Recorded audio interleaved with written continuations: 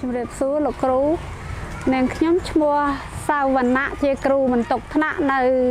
ថ្នាក់ទី6កូននៃសាលាបឋមសិក្សារបស់ពោហើយក៏នាងខ្ញុំជាគ្រូបន្ទុកដឹកនាំសិស្សនៅក្នុងសួនជីវៈចម្រុះនេះផងដែរមុននឹងនាងខ្ញុំធ្វើសួនជីវៈចម្រុះនេះដើម្បីឲ្យកូនដែលជាអ្នកសិក្សាគឺមិនត្រឹមតែរៀនចំណេះដឹងទេគឺឲ្យក្មេងៗគាត់បានស្គាល់អំពីសួនជីវៈចម្រុះ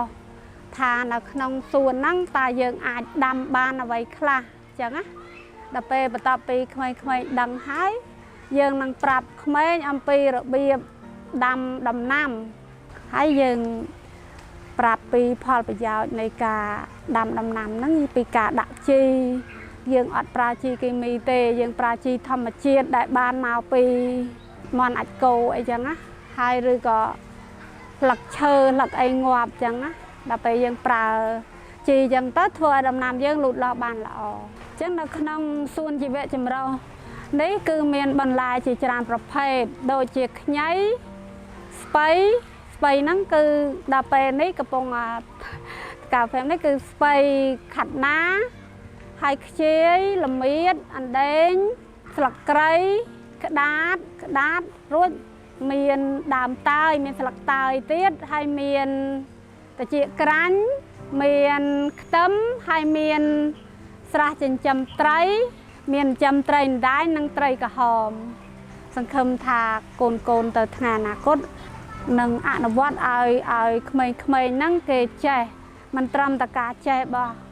គេតែប៉ុណ្្នឹងទេគេអាចយកចំណេះដឹងហ្នឹងទៅរំលែកដល់មិត្តភ័ក្តិគេផ្សេងទៀតសង្ឃឹមថាកូនទៅថ្ងៃអនាគត